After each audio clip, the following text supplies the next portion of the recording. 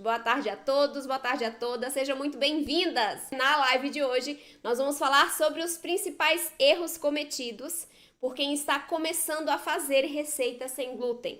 Então, se você está começando, essa live é para você, porque você vai conhecer quais são os possíveis erros, né?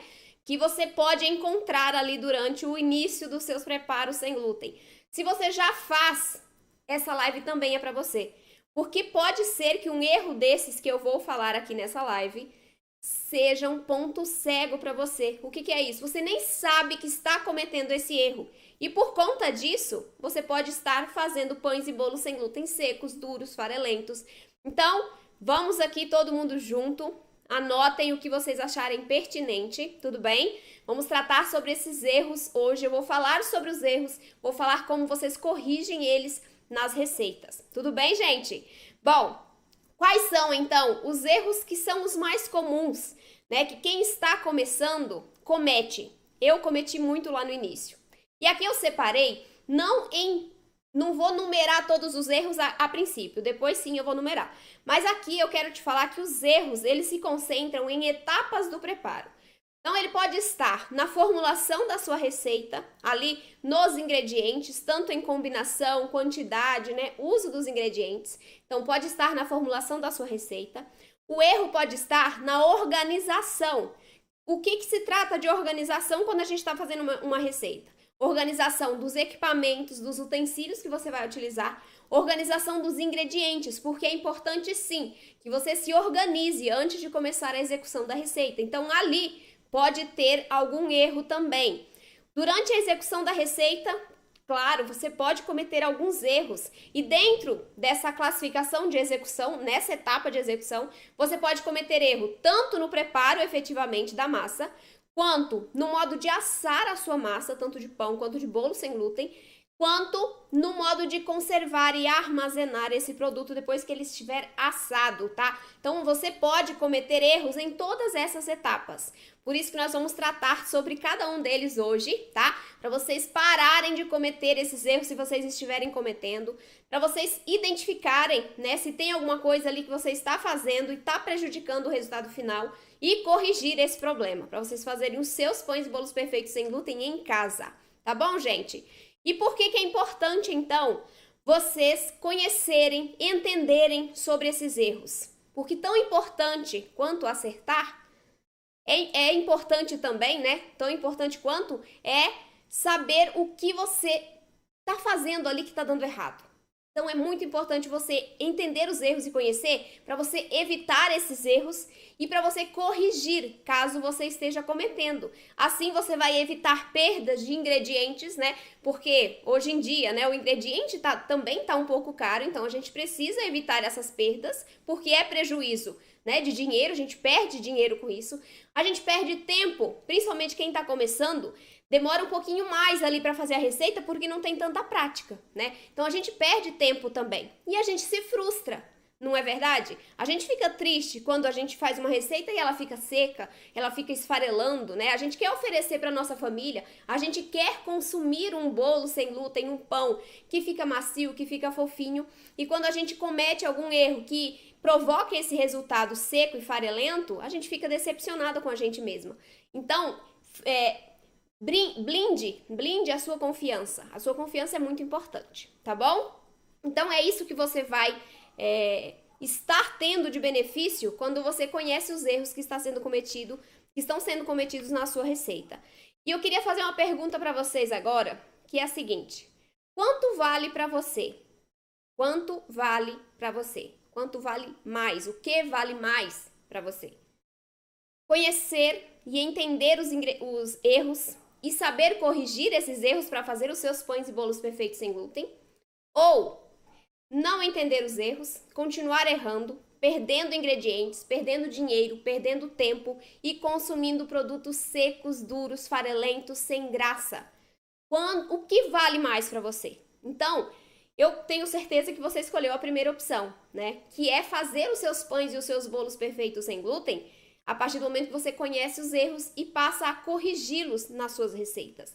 Então, se você, como eu, né, como as minhas alunas, optou pela primeira opção, que é sim estudar um pouquinho ali, entender o que está acontecendo dentro da sua massa para poder corrigir os erros caso você esteja cometendo, eu tô aqui para te ajudar. É por isso que eu estou aqui. Se você está nessa aula hoje, se você está decidida a fazer os seus pães e os seus bolos perfeitos sem glúten, essa é a razão pela qual eu estou aqui hoje, para te ajudar a alcançar esse objetivo.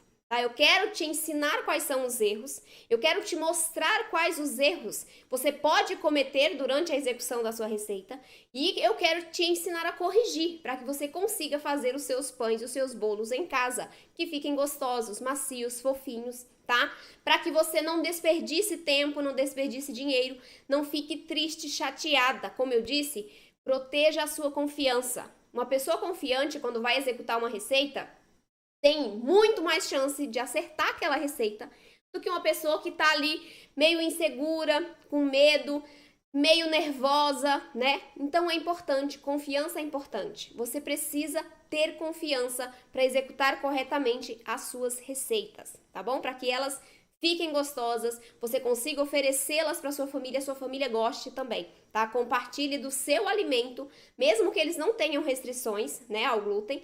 Eles compartilhem com prazer do alimento que você está consumindo, que você pode consumir, né? Porque é complicado, né, essa relação quando a gente tem pessoas dentro de casa que não têm a restrição, mas que se privam de consumir porque a gente não pode, né? Então, quando a gente consegue fazer algum alimento que eles possam consumir, que a gente possa compartilhar na mesa, por exemplo, né? Fazer um pão para o café da manhã, fazer um bolo para o lanche da tarde, né? Outros tipos de receitas, sobremesa, salgados. Quando a gente tem essa possibilidade, sabe como fazer para oferecer para a família inteira, compartilhar da mesma refeição que é segura e que você pode consumir, não tem preço uma coisa dessa. Tem uma aluna minha, a Meire, que ela, no ano passado, ela entrou para o curso. E aí, no final do ano, ela estava tão feliz porque ela falou assim, olha, agora eu não vou precisar mais fazer 2 ceias de Natal. Uma para mim e uma para minha família. Agora eu vou fazer uma que vai servir para toda a família porque eu vou poder consumir. Então, para ela, não tem preço, né? Poder fazer as receitas, poder fazer o que ela quiser ali, a ceia de Natal, para ela e a família compartilharem juntos, né? Porque a família vai consumir e vai gostar, porque é saboroso também. Se você souber fazer, né, com os ingredientes corretos, é perfeito. O sabor é maravilhoso, é leve, é macio, é úmido, é fofinho. Depois eu vou até mostrar para vocês um pão, uma cuca, na verdade, que eu fiz aqui hoje. Eu deixei até o link na descrição aqui para vocês depois terem uma receita prática ali para executarem em casa. Vou mostrar como ficou a textura e eu fiz algumas modificações, né, na receita que eu vou contar para vocês também. Bom, todos esses erros que você vai conhecer aqui hoje, eu já cometi. Minhas alunas também cometeram. E você provavelmente, se não cometeu, pode estar cometendo e não sabe ainda, porque eu não falei especificamente quais são os erros. Ou às vezes você está cometendo, está tendo um resultado ruim, né? Mas não ligou ainda que aquele problema pode estar ocasionando aquele resultado ruim. Então eu vou te falar o seguinte, eu vou te ensinar quais são, para você evitá-los. Eu vou te ensinar a corrigi-los para que você não cometa. Eu já cometi todos, por isso que eu tô aqui para ajudar vocês a não cometerem, para não desperdiçarem tempo, dinheiro e não se frustrarem com receitas que ficam ruins, que ficam secas, que esfarelam, que no outro dia tá tão duras, né? Então eu tô aqui para ajudar vocês nesse passo. Mas você pode estar pensando assim, não, mas eu não preciso saber os erros, basta ter uma receita equilibrada. Basta eu ter a receita certa que vai funcionar. Será?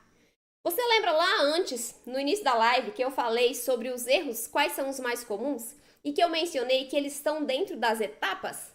A primeiro erro, a primeira etapa ali é a formulação dos ingredientes. Sim, então ali é a receita. Mas nós temos mais 2, que é na organização e na execução. E a execução se desdobra em mais 2, que é no assamento e na conservação e armazenamento.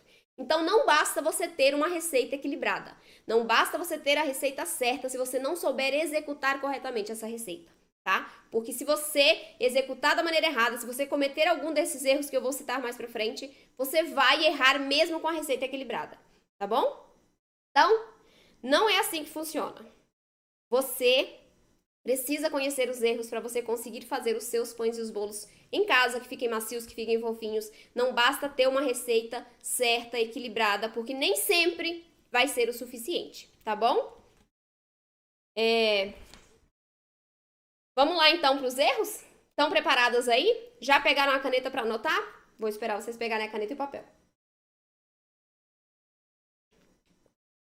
Vamos começar com os erros na formulação, tá? Na formulação das receitas. Então, o primeiro é no uso incorreto das farinhas, tá, gente? As farinhas são os ingredientes principais das nossas receitas, porque são através das farinhas, né, a partir das farinhas, que nós vamos derivar os demais ingredientes. Então, a gente sempre tem como base o nosso mix de farinhas dentro da receita.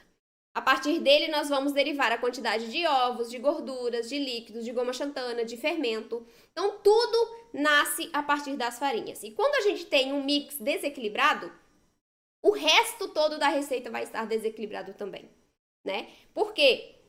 A gente precisa conhecer quais são as farinhas que nós utilizamos. Um exemplo de coisa que dá errado, de mix desequilibrado, usar uma farinha só. Hoje eu recebi um comentário, a pessoa falava assim, nossa, mas a farinha de arroz resseca demais a massa. Porque ela usava só farinha de arroz nas receitas. Então, uma farinha só, sem glúten, não funciona.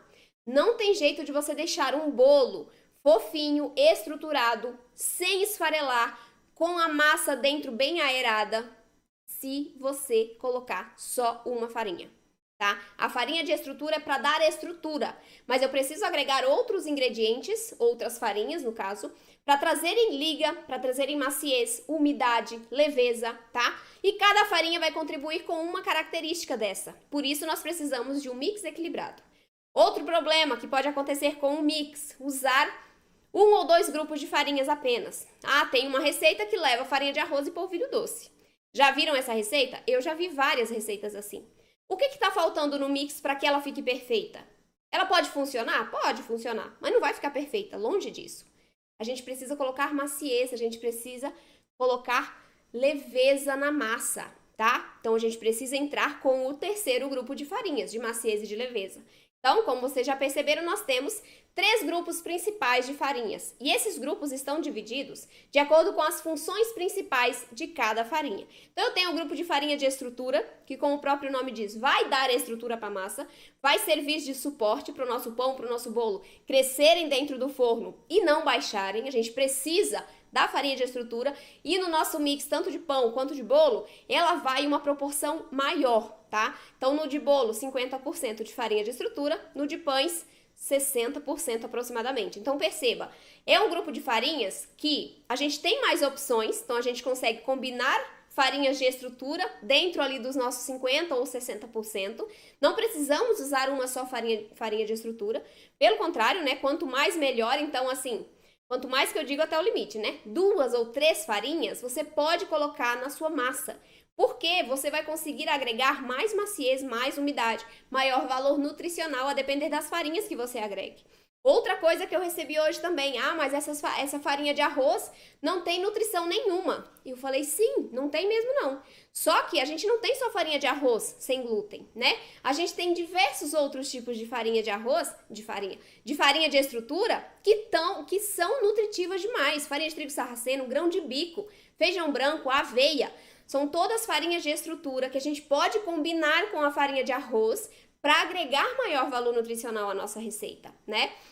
E essas farinhas mais ricas em proteínas e gorduras vão agregar também mais maciez e mais umidade. Se eu coloco uma farinha de trigo sarraceno na minha receita, combinada com outra farinha, claro, porque ela deixa sabor residual, eu vou conseguir manter o meu pão mais úmido e macio por mais tempo. Então, no dia seguinte, se você usar uma farinha que traga essa característica de maciez, de umidade, sua receita seja equilibrada, você vai ter o seu pão ainda macio e úmido. Não vai ter um pão duro, um pedaço de pau, né? Se der no chão, quebra. Então, é muito importante, mas para isso você precisa ter um mix equilibrado. Então, é o primeiro erro. O primeiro grande erro, e eu acho que é um dos mais importantes, na verdade, é ter um mix desequilibrado, porque aí a receita já nasce errada.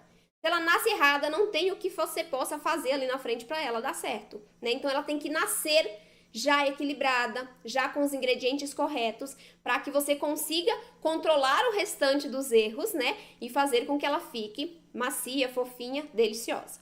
E o segundo erro, então qual é a solução? Para esses erros, usar um grupo de farinhas.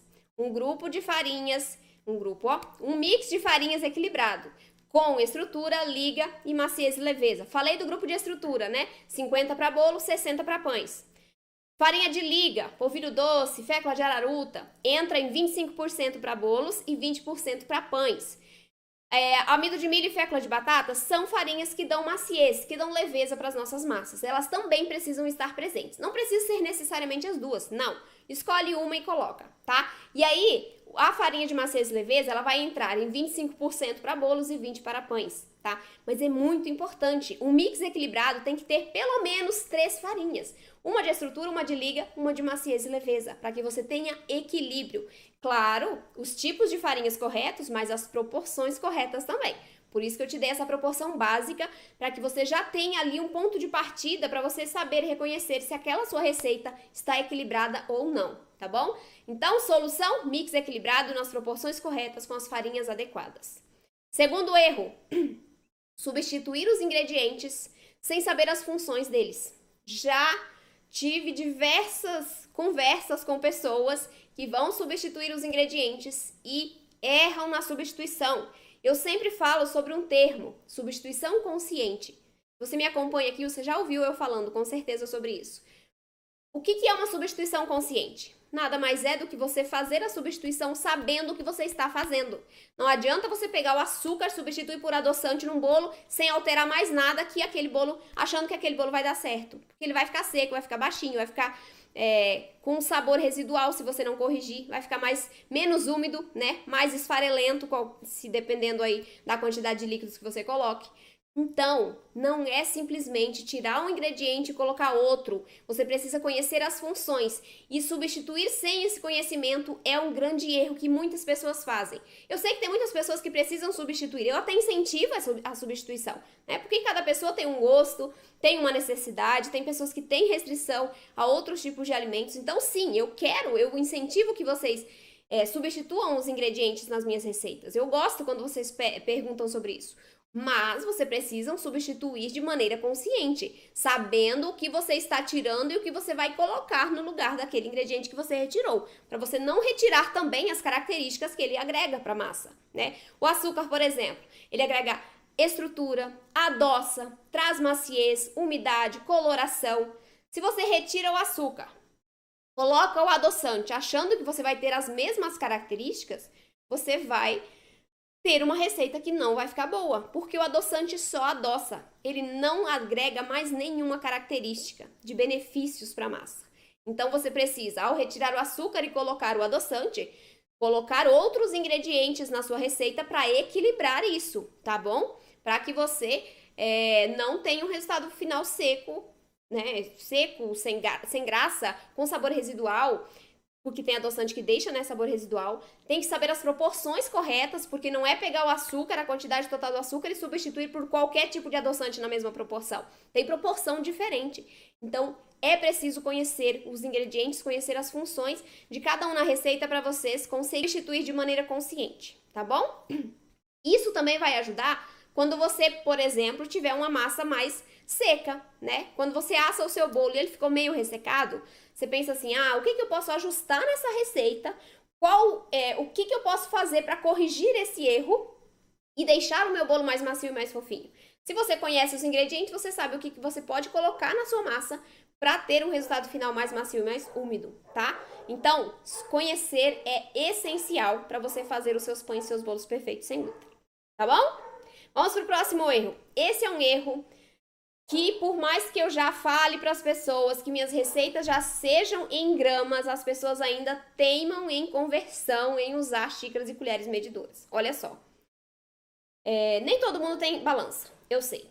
Mas é um utensílio, gente, importantíssimo para vocês terem em casa. Essa balancinha aqui, ó, custou R$30. Ela é básica, você encontra na internet. Se você colocar balança culinária, é a primeira que vai aparecer para vocês, tá? É uma balança barata e que é uma mão na roda. Por quê? Porque a gente tem diferentes tipos de ingredientes, né, que a gente agrega nas nossas receitas. E esses ingredientes vão em proporções muito pequenas. Por exemplo, a goma xantana, né? A goma xantana nas nossas receitas, ela vai ali de 2, 3 gramas em um bolo, no máximo 3 gramas. Num pão, ela chega ali a 7 gramas estourando, dependendo da receita que você está fazendo. Então, são ingredientes que precisam de exatidão, que precisam ser pesados. Precisamos de uma balança para ter padronização. Por quê? Porque hoje você faz uma receita com xícaras e colheres medidoras, né? Vamos lá, mediu tudo, colocou ali. Semana que vem você vai fazer a mesma receita, só que você mede diferente. Porque, né, você não observou, pegou ali, fez um montinho de farinha em cima da xícara, colocou na sua massa, e ela fica mais seca. E você não sabe por quê. Nossa, mas eu usei, né, a mesma medida. Na verdade, é o jeito que você pesa, né? São xícaras e colheres medidoras que têm de diferentes tamanhos no mercado. Então, nem sempre a sua vai ser da mesma quantidade de ml que a minha. Então, é importante. Tenha uma balança culinária. Esse é um utensílio essencial para que você consiga fazer os seus pães e os seus bolos perfeitos sem glúten. Eu diria que ele é indispensável para isso, tá? Você consegue fazer ali com xícaras e colheres medidoras, você acerta ali de vez em quando, nem fica tão úmido de vez em quando, mas, né, vai lá. Agora, para você fazer os seus pães e os seus bolos perfeitos sem glúten, você precisa de uma balança culinária, tá? Então, adquiram. É um investimento bem baixinho, mas que vai fazer uma diferença enorme nos seus resultados finais. Tudo bem, gente? É importante vocês usarem balança culinária nos seus preparos, tá? Principalmente de receitas sem glúten. São receitas que são mais delicadas, a gente precisa de um controle maior ali, até porque a gente coloca mais ingredientes, mais tipos de farinhas, então a gente precisa de um controle maior, quantidades diferentes, quantidades pequenas. Então, é muito importante o uso de uma balança culinária. E essa simplesinha funciona muito bem, tá, gente? Não precisa ser aquelas caras, não. Outra coisa, e esse é um erro que acontece com muita gente, aconteceu comigo, erro no ponto da massa. E é uma das perguntas que eu mais recebo. Como que eu sei qual é o ponto que eu tenho que deixar a minha massa? Vamos lá.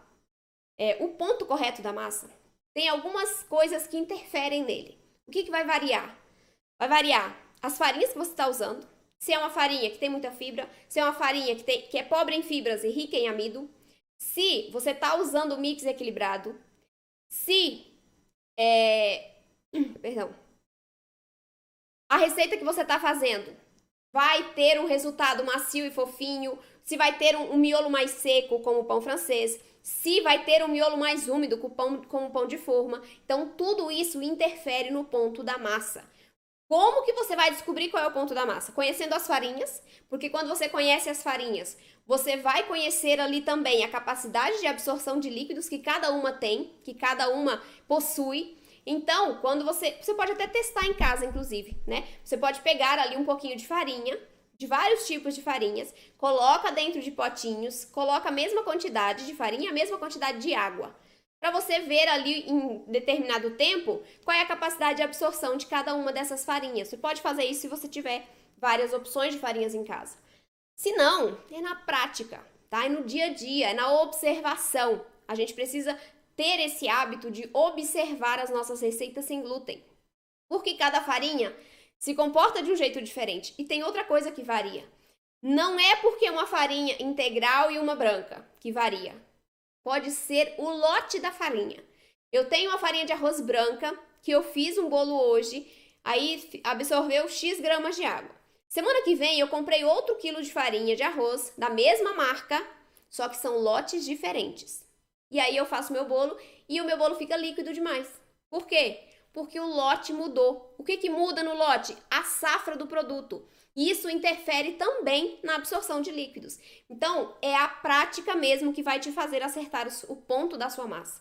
Nas aulas que tem aqui no YouTube, tem no Instagram também, eu mostro o ponto da massa. Só que aquele ponto é para as minhas condições, para as farinhas que eu estou utilizando, né? Na sua casa, pode ser que aquele ponto varie, pode ser que fique mais seco, pode ser que fique mais líquidos. Então, o ideal é você ir adicionando os líquidos aos poucos à sua receita, para você ter controle desse ponto de hidratação, tá? Para você não perder a sua receita. Tudo bem? Uma coisa importante que eu observei hoje, inclusive, nessa cuca que eu fiz. Eu fiz a cuca e substituí a goma xantana toda por psyllium. Então vão 4 gramas de goma xantana, eu coloquei... Não, 4 não. 3 gramas de goma xantana na receita, eu acho.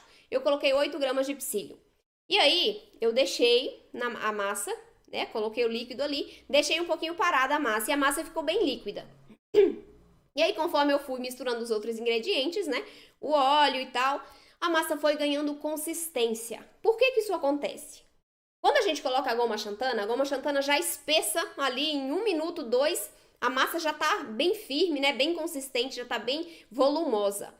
O psyllium, ele demora um pouquinho mais para absorver os líquidos. Então, quando você for substituir a goma xantana pelo psyllium, dê um tempinho ali para a massa para ela absorver um pouquinho esse líquido, para o psyllium absorver um pouco mais do líquido, tá? Porque aí sim, você vai ter ali noção do ponto de hidratação que deve ficar a sua massa. Muito importante, qualquer substituição pode alterar o ponto de hidratação.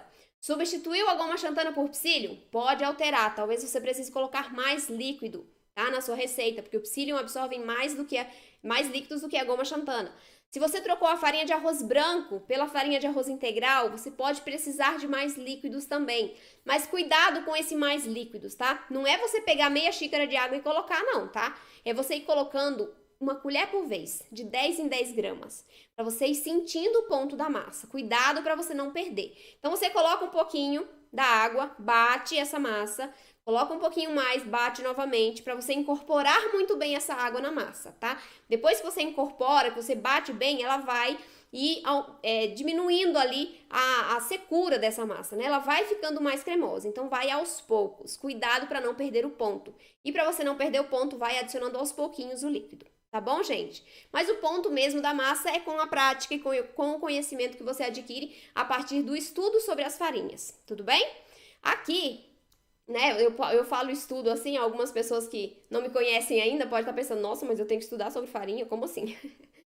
É um estudo bem simples, tá? Aqui no YouTube, no Instagram também, tem diversos vídeos, diversos conteúdos nos quais eu explico sobre os ingredientes. Então tem lives, tem aulas que é só sobre um grupo de farinhas, só sobre o grupo de farinha de estrutura, de liga, de maciez, subgrupo de farinhas proteicas.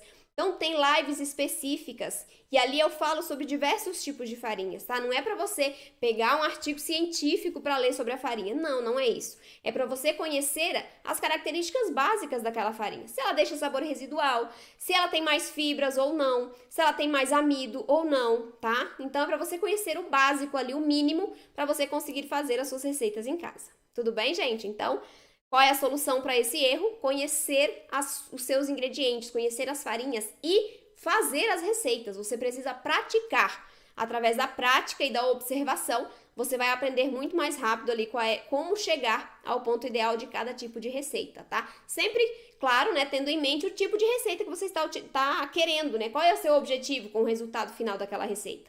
Né? É uma receita, por exemplo, você está fazendo um pão de hambúrguer, que é uma massa mais leve, né? Que é uma massa mais fofinha. Então a gente tem que ter consciência de que se eu usar muita farinha rica em fibra na minha massa de pão de hambúrguer, eu vou precisar colocar mais líquidos, correto? Se eu preciso pôr mais líquido, eu vou deixar essa massa mais cremosa. E aí eu posso ter um problema que eu não consigo modelar esse pãozinho. Então tem que ter esse conhecimento de que, a depender da receita que eu estou fazendo, eu não posso colocar muita farinha rica em fibra. Né? Ou eu posso, como o pão de forma. O pão de forma me permite colocar mais fibras, porque eu posso ter um ponto de hidratação maior, eu posso ter mais umidade dentro dessa massa. Primeiro que ele vai dentro de uma forma, então eu tenho como conter a massa, ela não vai esparramar, né? Segundo, que se eu coloco mais farinhas ricas em fibras, eu consigo trabalhar um ponto de umidade maior no resultado final, e o pão de forma me permite isso. Coisa que o pão francês não permite, que o pão francês, a característica dele é o miolo mais seco, não é úmido igual ao pão de forma, e a casquinha crocante. Então eu preciso colocar um mix diferenciado no pão francês para eu conseguir chegar a essas características. Certo, gente? Então isso vocês vão conhecendo com a prática, com o conhecimento das farinhas e dos demais ingredientes das receitas. Certo? Bom, tem mais 2 erros que eu quero falar com vocês.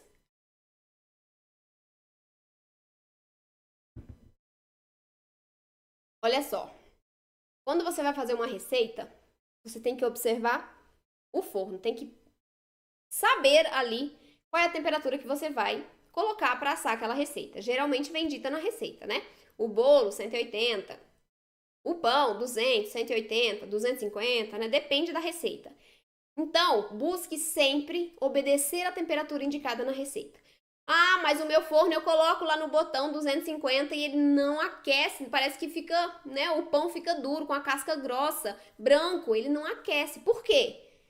Porque pode estar desequilibrado, desregulado o seu forno. Porque você precisa usar um negocinho chamado termômetro de forno. Esse aqui tá até sujinho, eu acabei de tirar ele do forno. Esse termômetro de forno também é um equipamento muito importante, principalmente se você não conhece o seu forno, principalmente se você coloca o seu bolo para assar, ele demora para assar, ele não cresce bem, ele fica meio úmido em cima, com aquele aspecto melado, né? Porque não aquece direito o seu forno. Então, o uso de um termômetro de forno simples, ele é essencial. É o segundo equipamento essencial dentro da nossa confeitaria e panificação sem glúten. Mais uma vez, nós precisamos de exatidão e na temperatura do forno também, tá? Precisamos pré-aquecer os nossos fornos antes de levar nosso pão, nosso bolo para assarem, porque a gente precisa que nosso pão, nosso bolo entrou no forno, os processos químicos dentro da massa já comecem a acontecer, para que a gente consiga manter a umidade dentro da massa e tudo aconteça perfeitamente, tá? Se a gente coloca para assar dentro de um forno frio, a gente tem prejuízo na fermentação, a gente pode ter o bolo, ele pode ficar melado em cima, o pão pode passar do tempo, né? Ele pode rachar em cima. Então é muito importante colocar o seu pão para assar na temperatura correta, para que você tenha o resultado final correto também. Então, o termômetro de forno ajuda demais nisso, principalmente se você não conhece o seu forno, tá bom? Porque dá diferença. Eu tenho forno caseiro mesmo, né? Esses que a gente convencionais mesmo, de elétrico. Então, ele tem 2 resistências, normal. E a diferença da temperatura do botão, que marca no botão, para a temperatura interna do forno, é de 40 graus. Então, se eu coloco ali a 180... no botão, ele tá pré-aquecendo a 120. 120 não, 140. 140 graus. Então, é muito importante a gente ter esse termômetro, porque, eventualmente, a gente vai colocar uma temperatura no botão e não é realmente aquela temperatura que tá dentro do forno, tá bom? Muito importante, então, vocês adquirirem um termômetro de forno para vocês terem exatidão também na temperatura, porque faz muita diferença no resultado final. Certo, gente? E o nosso último erro, eu até vou mostrar aqui, eu vou pegar para vocês. A cuca que eu fiz. Eu vou mostrar o último erro, como é que vocês vão fazer correto. Olha só. Aqui, eu tenho uma cuca que eu fiz hoje à tarde, ela já esfriou. E eu estou com ela embalada dentro de 2 sacos de congelamento. Ó, tem o primeiro aqui com o nó dentro e esse aqui, tá? Então, tem 2 sacos de congelamento aqui. E é muito importante que vocês armazenem corretamente os seus produtos. Por quê? Por mais que a receita esteja equilibrada, ela pode ficar seca se você deixar exposta no ambiente, tá? Então, você pode ressecar o seu pão, pode ressecar o seu bolo, se você simplesmente tirou do forno e deixou ali no ambiente sem fazer nenhuma uma espécie de vedação ali, sem cobrir, sem colocar num pote, sem colocar num saco de congelamento, por exemplo. É muito importante você restringir esse contato do seu produto com a umidade, com o ar, porque você vai alterar o resultado final. Ele vai ressecando com o tempo, ele vai envelhecendo. Esse processo de envelhecimento vai ressecando o produto, tanto na casca quanto por dentro. Então, quanto mais tempo o seu produto fica exposto ao ambiente, mais ele resseca, mais você vai ter um pão ou um bolo seco e farelento. E conforme eu vou ressecando esse produto, eu também vou perdendo a liga, eu vou perdendo a elasticidade. Então, sim, se eu tenho um pão que fica seco, eu tenho um pão que esfarela mais. Então, é muito importante. Armazene corretamente os seus produtos. Esfriou, embala, tá? Embala para você evitar a perda de umidade. Vai congelar? Embala também. Bem embaladinho e congela. Eu recomendo, inclusive, que pães você congele no mesmo dia que você fez, para manter todas essas características iniciais na massa, né? De maciez, de umidade, de liga, de elasticidade. Então, congela no dia que você fez. No dia seguinte, né? Você tira ali a porção que você precisa consumir, ou coloca numa torradeira, no forno, na frigideira, no micro-ondas um pouquinho, para reativar as características iniciais da massa. Então, quanto mais cedo você congela, mais essas características estarão presentes quando você descongelar. Quanto mais tarde, mais seco vai ficar o seu produto, tá? Então, armazenar corretamente é essencial para que você tenha os seus pães e os seus bolos perfeitos sem glúten, macios, úmidos, fofinhos, sem esfarelarem depois que você descongelar, tá bom, gente? Muito importante. Não sei se vocês, como vocês armazenam os produtos de vocês, mas é essencial. E eu gosto muito desses sacos de congelamento que a gente compra no rolo, né? Porque aí eu coloco um saco, amarro e coloco outro por cima. Ali eu tenho uma vedação muito boa para evitar a perda de umidade. Se eu congelo, eu também evito que o meu pão pegue, né, o odor do freezer, porque eu não tenho um freezer só para os produtos sem glúten. Eu tenho o freezer compartilhado com outras coisas, né? Então, se eu vedo bem esse produto, ele não vai adquirir os odores e os cheiros ali do freezer. Então, é muito importante, não vai perder umidade. É muito importante que eles sejam bem conservados para você ter um resultado final depois que você descongela macio e úmido também. E quando for congelar, eu sempre falo, né, para congelar em porções. Então, nesse caso, a cuca é numa forma de pão de forma, então ela é inteira. O que você tem que fazer? Eu recomendo que você faça, corte em fatias. Porque aí, quando você for descongelar, você vai retirar somente a fatia que for consumir. Não vai precisar descongelar a cuca inteira, o pão inteiro, para poder cortar, fatiar ali somente um pedaço que você for consumir naquela hora. Por quê? Porque quando a gente descongela um produto, a gente não pode congelar novamente. Ali, durante o processo de descongelamento, né, a gente tem ali proliferação de bactérias, a gente aumenta a umidade do produto, porque ele estava congelado, aí tem líquido ali dentro da massa, né, tem a umidade. Então, a gente aumenta essa proliferação de bactérias e é um produto extremamente perecível, né, porque a gente não usa conservantes só os naturais, açúcar, sal, o vinagre, mas é muito importante. Então, para evitar problemas, descongele só o que for consumir. Tá bom, gente? E aí, para reativar essas características, você vai colocar no forno. O ideal é reaquecer um pouquinho para que elas retornem à característica do dia que você fez. Então, se eu congelar esse pão hoje, que é o que eu vou fazer, se eu descongelar depois de amanhã e aquecer um pouquinho, eu vou ter a mesma maciez e a mesma umidade de hoje nesse produto. Por isso que eu recomendo que vocês congelem, tá? Porque ele envelhece mais lentamente. Então, a gente tem a garantia dessas características por mais tempo dentro da sua massa, tá bom? Do seu resultado final. Vamos lá.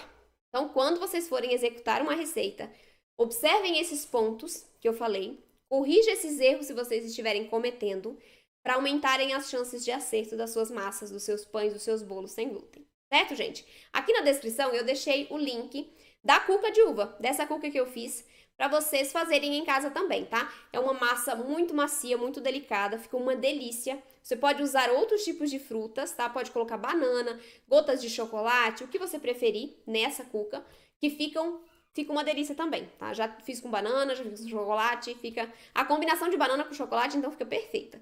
Quiser testar em casa, doce de leite, né? Sem leite animal, com leite vegetal, fica incrível também. Certo, gente? Bom, vamos ver quem tem dúvidas, então? O conteúdo de hoje já foi. Eu vou começar aqui pelo YouTube para responder as dúvidas de vocês. Depois vou pro Instagram. Então, fiquem à vontade para perguntar. Agora é a hora para vocês tirarem as dúvidas, tá bom, gente? Vamos lá. Aqui em cima. A Elza tá perguntando sobre o creme vegetal Becel, que eu usava em algumas receitas. Eu usava, não uso mais, tá? Eu uso óleo vegetal no lugar. Só que aí a quantidade vai depender da receita, tudo bem? Nas receitas de bolo, você pode substituir o creme vegetal por 85 gramas de óleo. Mas tem algumas receitas de biscoito que aí depende da receita, tá? Mas eu coloco o óleo vegetal no lugar, não uso mais creme vegetal. Quando adquirimos conhecimento, menos erramos nas receitas. E poder compartilhar com a família o que fazemos é maravilhoso. É verdade, né, Simone? Concordo plenamente. A gente poder compartilhar com eles e ver que eles sentem prazer em comer aquilo que você fez, que você está comendo, é maravilhoso, né? Tem até uma aluna minha, Nancy, que o filho dela, ela tem diversos tipos de restrições. E antes dela me conhecer, de fazer as receitas, ela fazia as coisas para ela e fazia para a família. Aí o filho dela falava que não, a mãe come coisa ruim e a gente come coisa boa. Eles não comiam das coisas dela, porque achavam ruins. Aí agora, eu conversei com ela no ano passado, final do ano passado. Ela falou: olha, agora eu tenho que esconder se eu quiser guardar pra mim. Porque eu faço um bolo hoje, amanhã eu chego em casa do trabalho e não tem mais. Porque o filho dela leva pro quarto a bandeja do bolo e come tudo.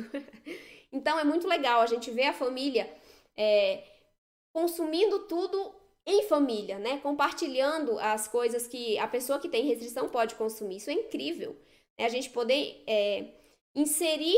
se inserir novamente, né? Nas comemorações, num simples jantar, né? Num simples lanche da tarde. Então, isso é muito legal. E eu quero muito que vocês tenham isso também, tá? Para a sua família também poder compartilhar, consumir com você e gostar do que está consumindo. Isso é muito importante. Aqui em casa a gente não entra glúten, né? Nem leite animal, porque a gente não pode consumir.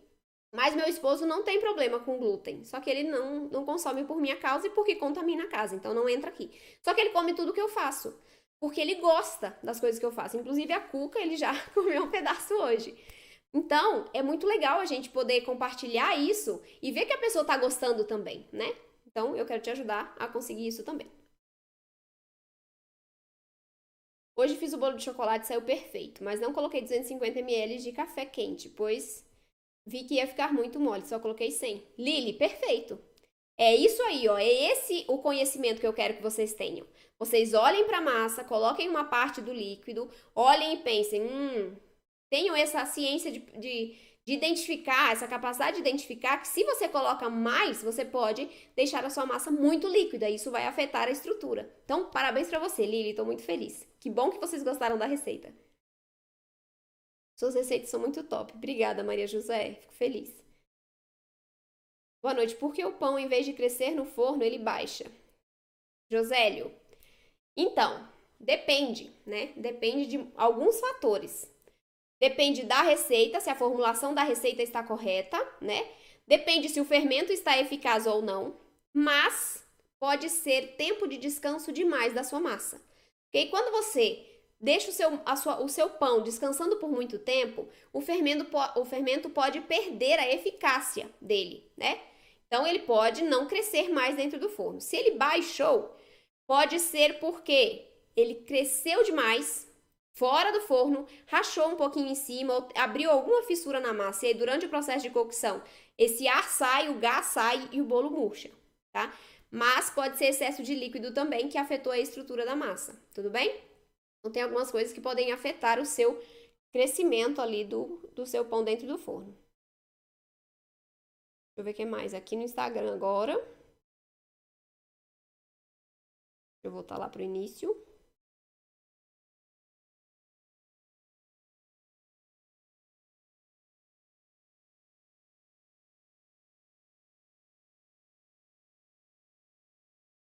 Lá.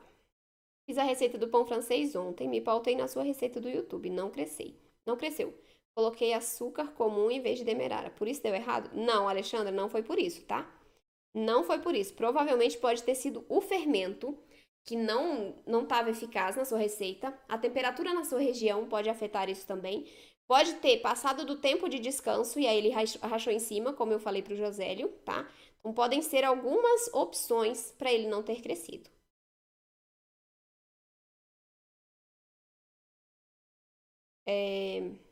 Eu não acerto os pães. Os bolos dão certo. Dorinha, vamos resolver esse problema, hein?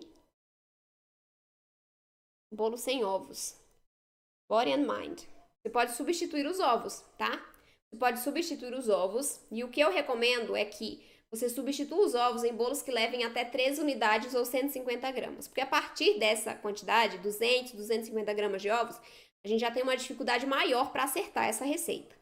Então, dá para substituir? Dá. Eu sempre recomendo que substitua os ovos em receitas que levem até 3 ou 150 gramas, tá?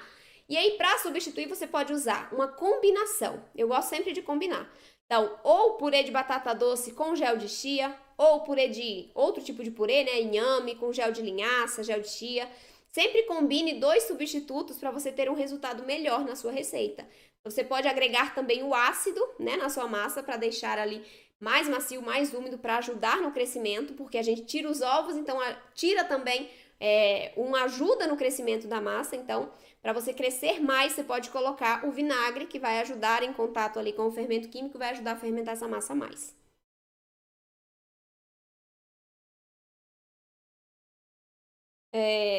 O psyllium não precisa ser hidratado com água fervente, tá? Ele pode ser adicionado direto aos ingredientes secos. Foi o que eu fiz com a cuca hoje. Eu coloquei o psyllium junto com os secos, com as farinhas ali, e fiz a receita normalmente com água da temperatura natural, tá? Mas se você quiser hidratar antes, você pode. Aí sim com água quente para formar a goma de psyllium, né? Mas pode hidratar antes sim. Existem essas duas formas, você pode usar aqui melhor, você se adapta.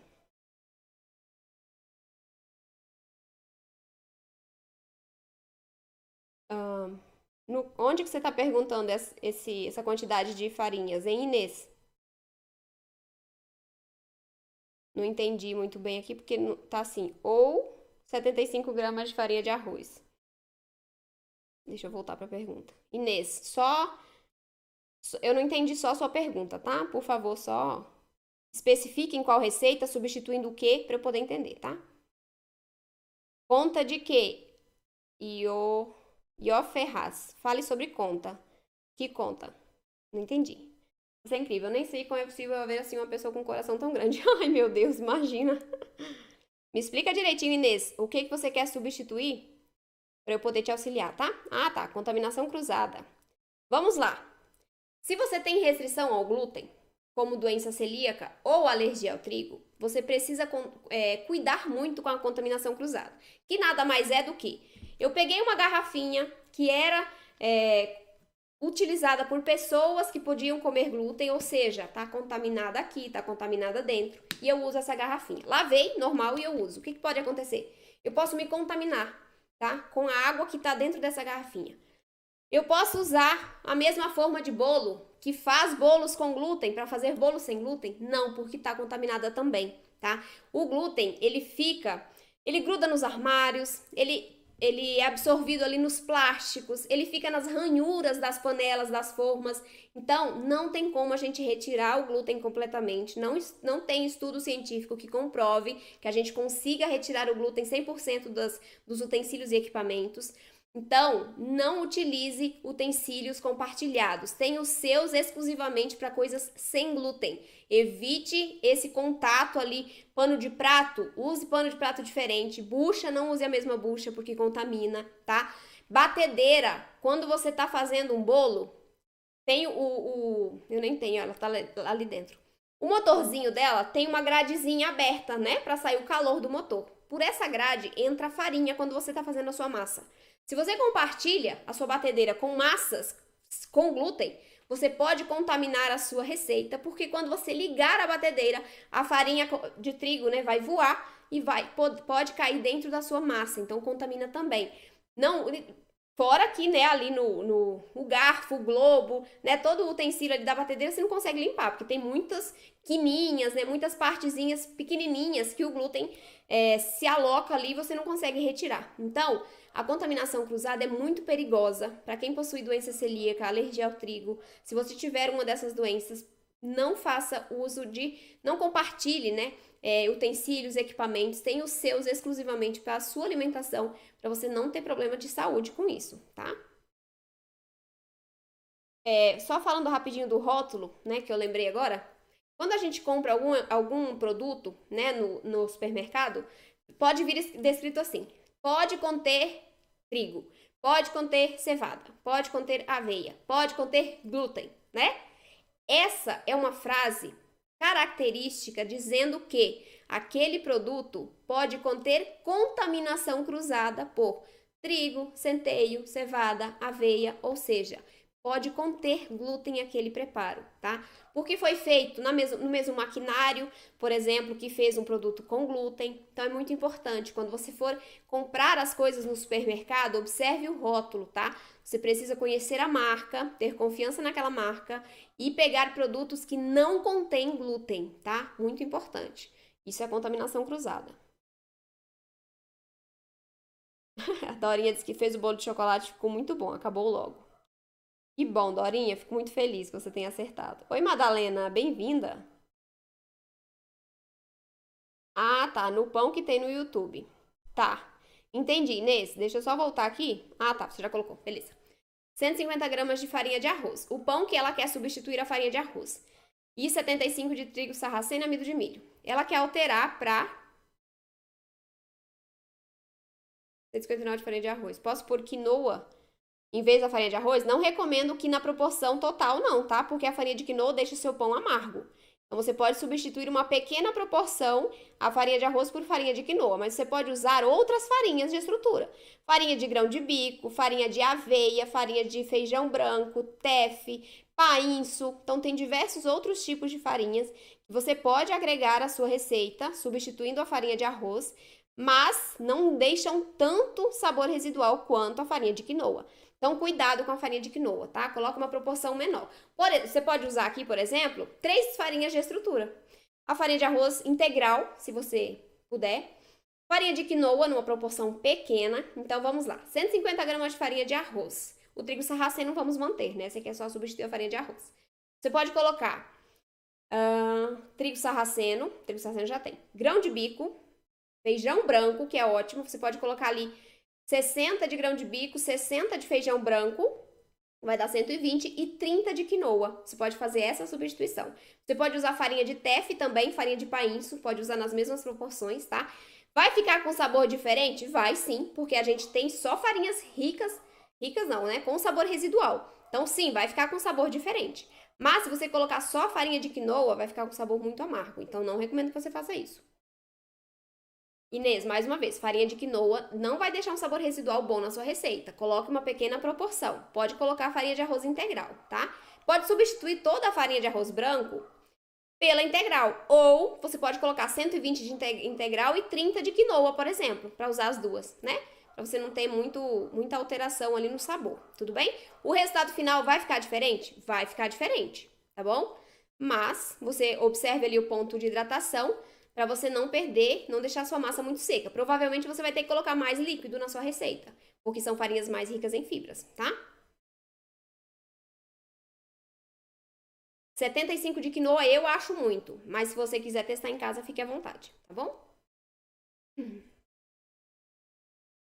Meu pão fica úmido e delicioso, mas racha em cima. Pode ser falta de elasticidade, tá? Pode estar com um pouquinho menos agente de liga do que precisa aquela massa, tá? Pode estar passando um pouco do tempo de assar, então ele racha um pouco em cima, tá? Então tem algumas coisas que podem fazer isso. Pode ser o forno muito quente, que aí você aquece muito a superfície e a superfície dá uma, resseca, aí ela descola. Pode ser isso também, tá bom? A gente tem que verificar ali o que pode estar acontecendo. Se ele fica úmido, né, a gente tem um ponto positivo, né, que ele não tá ressecando. Então é só corrigir a temperatura, pode ser, tá? A falta de elasticidade, tem que ver a quantidade de agente de liga que você está colocando, para ver se não tá desequilibrada a receita, tá? É até 2% agente de liga. Nos pães eu coloco 2%, então dá uma olhadinha.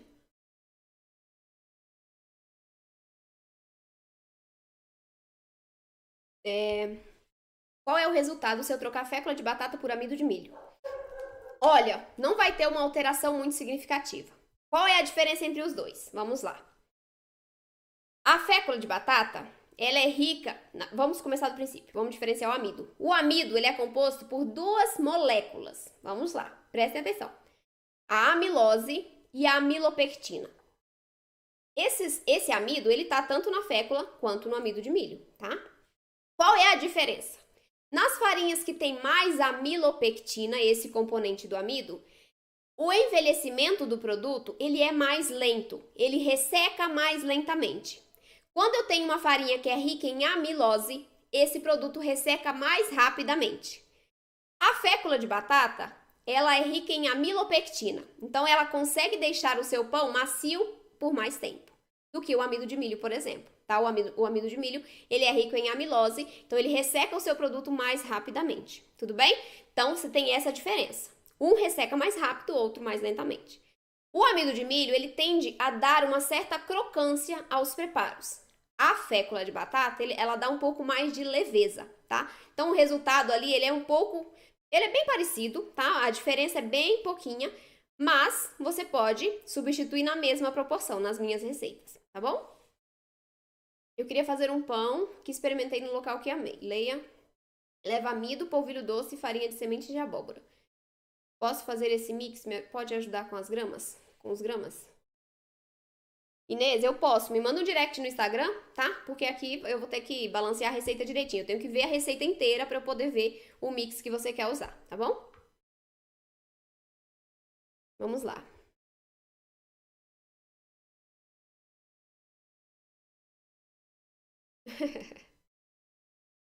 Eu pulei uma pergunta. Vamos lá, vamos procurar. Qual a indicação do trigo sarraceno? Indicação de quê? Quantidade, uso de tipos de receitas. A que tipo de indicação você se refere, Alexandra? Por favor, só me detalhe mais para eu poder te ajudar melhor, tá? Por gentileza. Pão sem ovos? Tem. Tem o pão francês, Inês. No canal do YouTube e no Instagram também tem, tá bom? Tem o pão francês que ele não leva ovo, ele é vegano. Mais alguma dúvida, gente?